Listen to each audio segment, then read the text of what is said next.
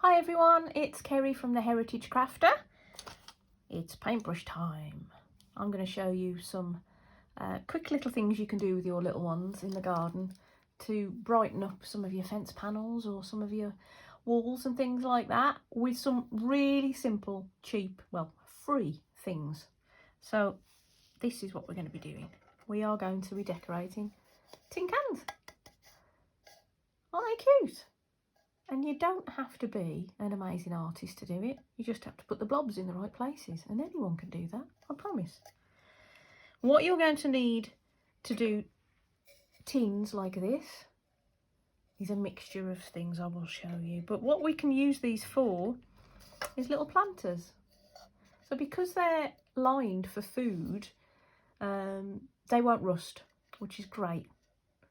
And as long as you put a little bit of varnish on top of them, they'll last a couple of seasons at least, I would think, out in the sunshine. I've got some out on my fence that have been there about 3 years, and they're just starting to look a little bit faded. But that just adds to the whole shabby chic vibe I've got going in my weed-filled garden. Right, so what are you going to need? The first thing you're going to need are some empty tins. So these are a mixture of stuff. We've got soup tins, chopped tomato tins, dog food tins, anything at all. So instead of putting them in the recycling, take the labels off, give them a good wash out, and I'll show you what you can do with them. You're going to take your tin, and we need to prime it first. Now, when you prime something, what you're doing is you're putting a layer between the thing you're priming and the paint that you're putting on top of it. That helps the paint grab hold of something. If you try and paint straight onto the can, it's going to be really thin. It's going to be difficult to paint. You're going to have loads and loads of extra layers. What I've used to prime mine is this stuff, galvanising spray. Now, I don't expect everyone to have a tin of galvanising spray. I've got this because I do canal art. So when I'm doing watering cans and pails and things like that, they get a quick spray of galvanising spray first to prime them.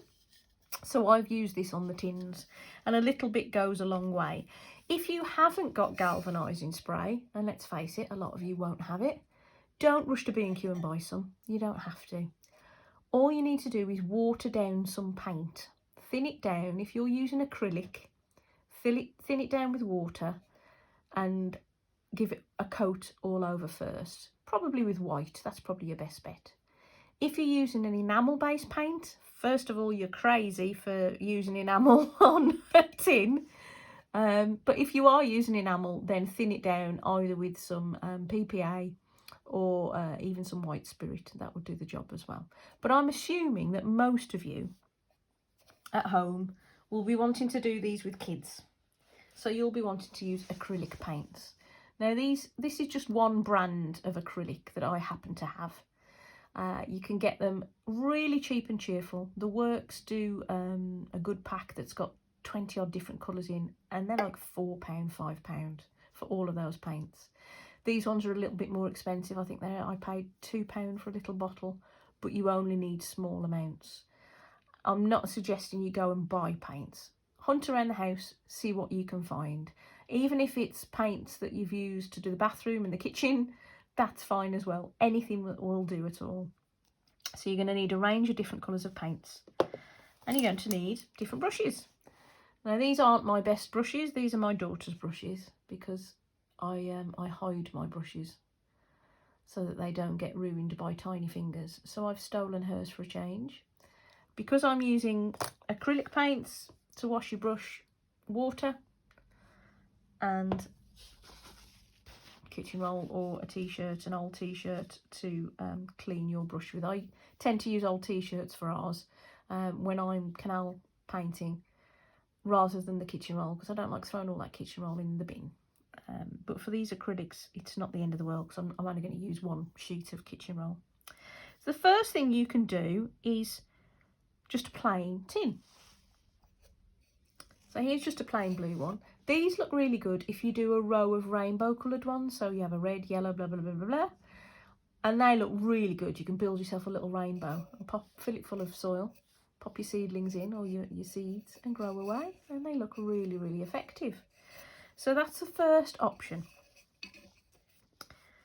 Next thing you can do is a bit of a fade effect. These are quite easy to do. It looks effective, but it is very, very easy.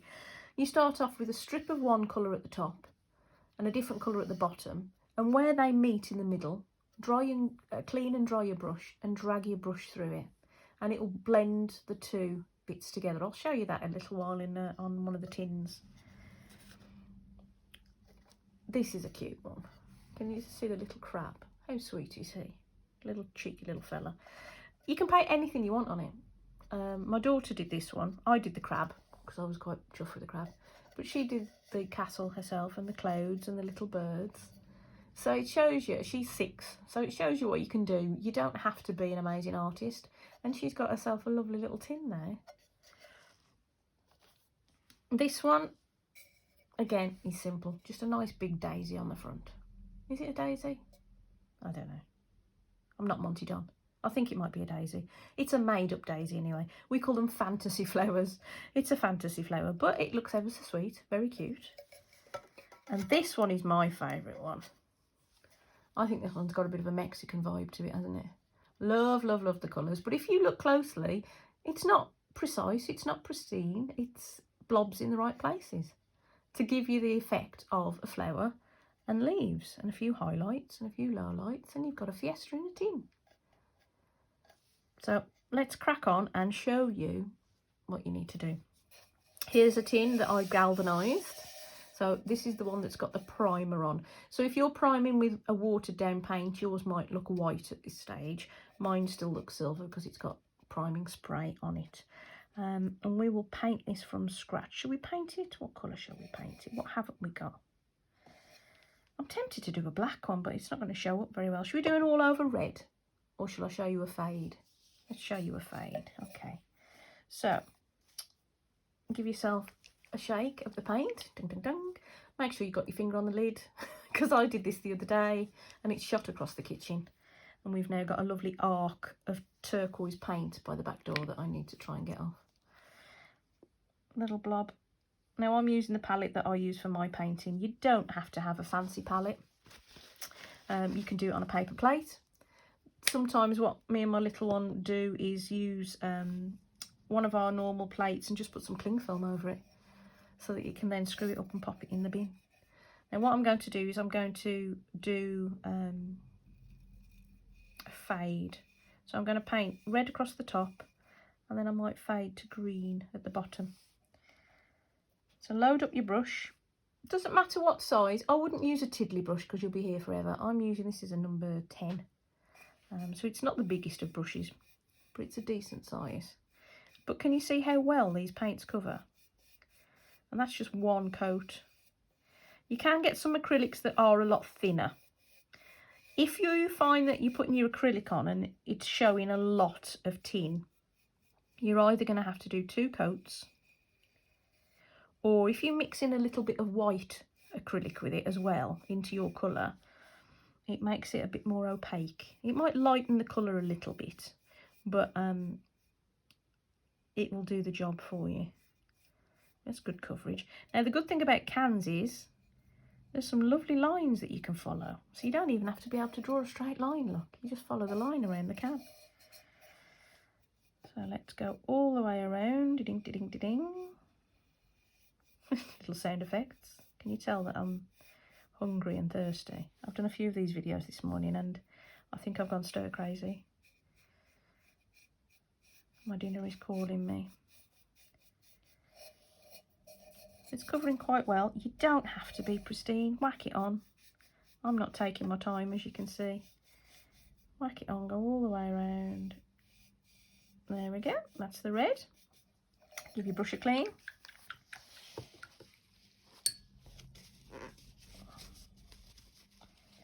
Right, what did I say we were going to fade to? Green. Should be fade to black, shouldn't it? Right. Or should we fade to white? Oh, no, let's do white because then we can get a pink. See how excited I got then at the thought of pink. Got to get out more. So you put some white on there. And we're going to put a band of white. Now, if you can hear giggles in the background, that's my daughter in the other room. She's watching Toy Story 4. And you'd think it was the funniest thing on the planet. Bless her. But she's been ever so good while I'm filming these for you lovely people. So she'll get an extra big hug from me as a thank you from you all. And we go all the way around.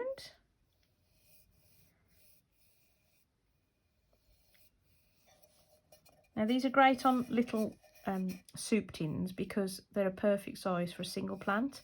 But I did do it a few years ago on, I had a large tin of olives. It was huge. And I bought it in France. I don't know why. I'm not even that keen on olives, but I liked the tin. I liked the design on the tin. And it had been kicking around in the garden for ages and it had gone a bit rusty and a bit meh. So I primed it and painted it and it looked brilliant. And I had loads of plants in it. And then somebody decided to bash into it with the lawnmower. Right, there we go. So clean your brush then. Give it a dry. And we're going to blend the colours together. So I'm just softening the line. Can you see them starting to blend themselves? Look at that. So simple. And very effective. So you just go round and round and round. And the more you brush, the more they'll mix. Oh, I like that. That's a nice fade, isn't it? The more you brush, the more they mix. And when you're happy with the final effect. Now, if you want to blend it further down into the white, clean your brush, because you can see I've got a fair bit of red on there just from the brushing. So clean it again, because if you start to drag that red down into the white, it's going to have too much red in it. I want to soften the line between this pinky colour and the white. So I'm just going to go over that there. Bring it down a bit further. Ooh, me likey. Everyone will be able to spot my house a mile off soon because my house is just going to be covered in painted tins at this rate. I just like it. I think it's something good for the kids to do. It keeps them occupied. You can give them the freedom to do their own design, and kids always love doing their own thing, don't they? They can paint whatever they want because it really doesn't matter. And then they get to plant their seeds in it afterwards. Right, so that's a fade. So now I'm going to show you what we could actually paint on one of the tins. What shall we do? Should we do some gypsy brush strokes or something like that? Or a daisy maybe, or a flower. So I've got my nice blue one that's a bit boring. There's nothing on it yet, is there? Shall we do some little flowers? Little tiddlers. Right, so I'm going to take a smaller brush. I'm going to use red because I've put some red out and I don't want to waste it. And I'm going to do some tiny little leaves, like petals like that. So you push down with your brush and pull in. There we go. Oh, actually, I know what I'm going to do. I'm going to make that into a border, look. You could do that all the way around the can. See, sometimes I have ideas halfway through. Oh, I like that. Yes. Very pretty. Can you see how quickly I'm doing it? And you don't need to be Picasso.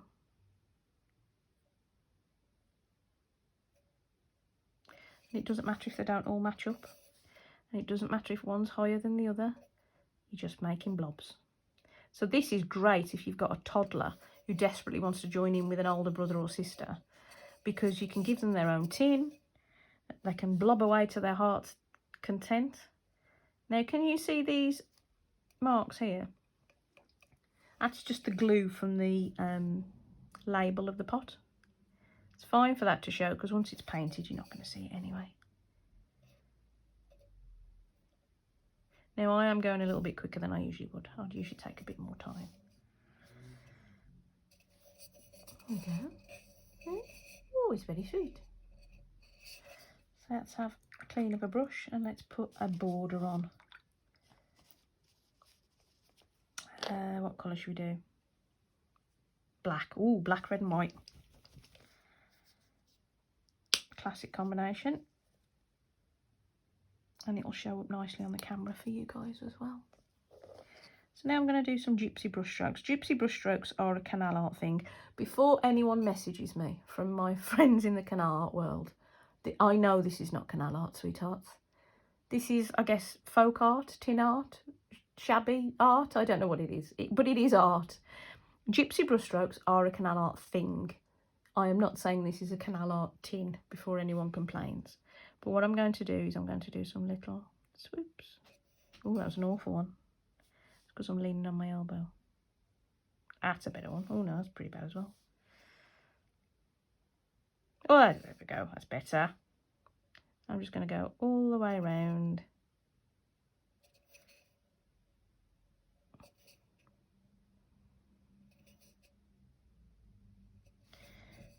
See, I get a bit precious about the brushes that I use because I do this for a living. You wouldn't think it looking at this tin, but I do. I get very precious about the brushes, and using Molly's brushes makes me twitch, but they're doing the job. There we go. I've got a little border, a bad one, but a little border all the way around. And then you can start to maybe do lines. You could do tree shapes. You could do absolutely anything on there. Or, like I say, if you've got a toddler, just let them do marks. I'm just going to put some shading around there. The good thing about these acrylics is they dry really quickly. So you can start adding embellishments whilst they are still a little bit tacky. There we go.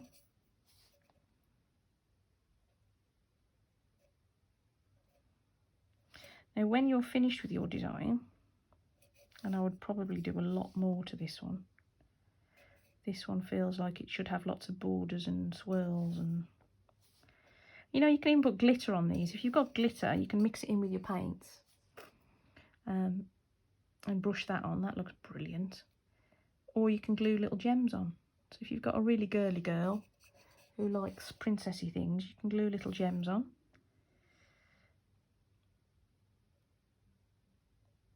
But I would probably fill this in a lot more, but I'm just doing it quickly to show you. Oh, what happened here? Put an extra petal. Got one for free on that one. But can you see it's already starting to look a little bit pretty? And you can put a highlight on the other side. So we've got a shadow one side. Let's put a highlight in white on the other side, like that.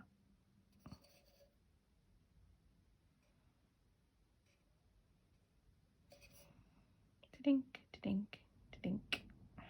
You get the sound effects for free. Ta-dink.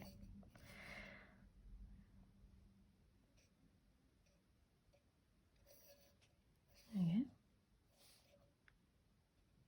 Now if you see, I'm not following the lines. It's just a hint of a shadow, and then it gives you the impression of a bit of depth. I know this is only a tin can and I don't want to sound, you know, pretentious, but it just gives you a bit of pattern, a bit of colour. And your eye will always go to the white areas of something first. I don't know why, it just does. That's what your eye picks up on first. So if you put those white highlights, it really makes something pop out. Can you see? Rembrandt it ain't, but for a planter to go in the garden with some forget-me-nots or even some spring onions or something in there like that, that'll do the job, can't it? Now with the other ones, if I pop that down there to dry, these ones you'll see they've got a bit of a shine. Now what I've done, I've varnished over the top of these. It doesn't have to be anything expensive, just some sort of gloss, anything at all. You can use Mod Podge if you've got that. If you're a crafter, you can use Mod Podge, the outside stuff. You can even use hairspray. It won't protect it for years and years, but it'll certainly get a season out of it if you cover it in hairspray. Just don't get too close with the spray, otherwise you'll get runs and drips. Do it from a distance and give it a couple of coats. But that will protect that out in the garden, certainly for one season, and with the varnish I've put on it, maybe 2 or 3. I love this one. It's like a little fiesta, isn't it? Like a little Mexican fiesta going on. Lovely. So that's it. Simple, isn't it? But all using tin cans that would otherwise have gone to be recycled. You can get your little ones being creative. You can fill your front garden with colour and do yourself a rainbow for out in the front garden to say thank you. And it's easy, isn't it? But it just needs a little bit of lateral thinking. So thank you very much for watching. If you make some of your own, do take some photos of them and pop them onto Facebook. I'd love to see them, to see what designs you come up with and what patterns your little ones do. And I hope you have a lovely week, the rest of the week. And I'll see you again soon for some more painting. And I promise real canal art at some point, okay? I'll see you soon. Bye.